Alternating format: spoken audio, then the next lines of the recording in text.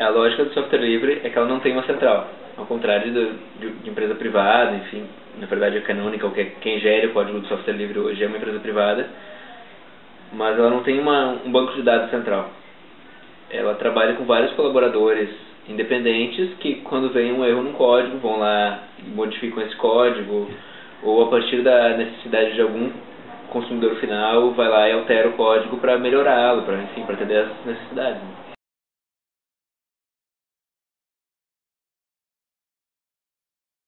O governo federal vem trabalhando desde 2004 com a estratégia de promoção do software livre, né? O que acontecia?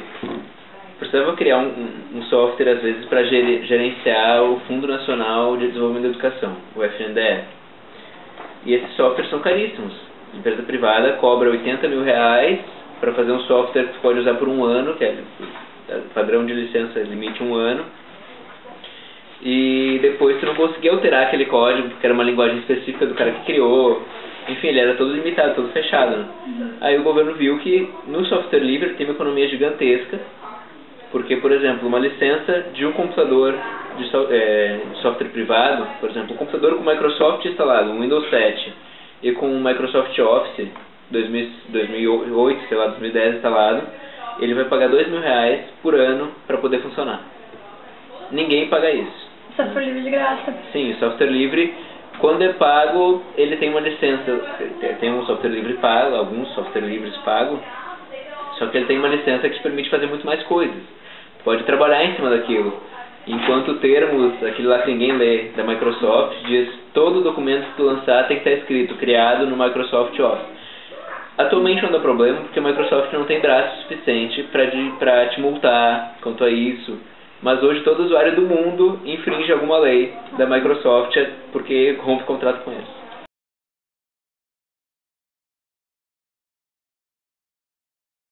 O Linus Torvalds, o criador do Linux, criou um kernel, que é uma base de dados, que é a linguagem básica em que o micro vai funcionar. A partir daí os usuários vão criando distribuições, ou seja, formas diferentes de utilizar aquele código, né?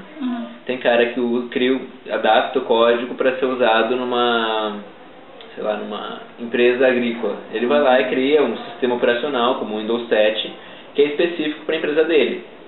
E vai lá e bota as funções que ele precisa, enfim, cria as tabelas do jeito que ele precisa. Tem outras pessoas que criam para usuários de maneira geral, assim. Tipo, o Ubuntu é o básico dele, assim. O Ubuntu hoje é tão fácil de usar quanto o Windows.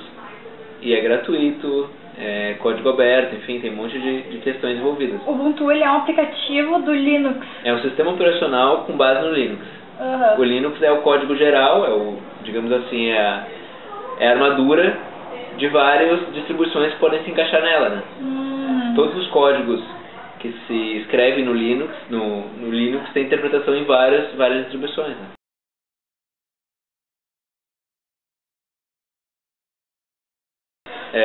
É porque, na verdade, tu pode adaptar totalmente por teu uso. Tu pode alterar só no teu sistema operacional, ou tu pode lançar no Google Code, ou enfim, no Canonical mesmo, no sistema de códigos do Linux, que lá vai estar à disposição de todo mundo. Ou tu pode guardar só pra ti, né? Por exemplo, tem alguns softwares que a gente usa no dia a dia, o Firefox, o Google Chrome, são navegadores que trabalham sobre código aberto.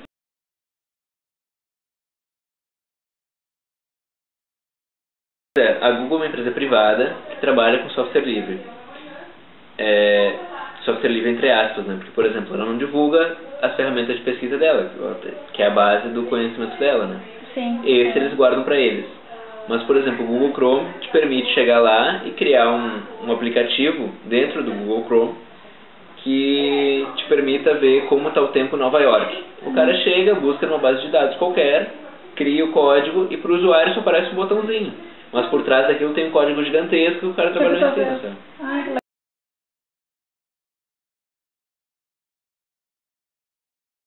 Tem muito software com código livre que funciona em micros privados. Funciona no Mac, funciona no micro rodando Windows 7, Windows, enfim, qualquer Windows. Por exemplo, o LibreOffice ou o BR Office é livre. E é no padrão do pacote Office. Tem as mesmas funções lá. Com a diferença que é gratuito.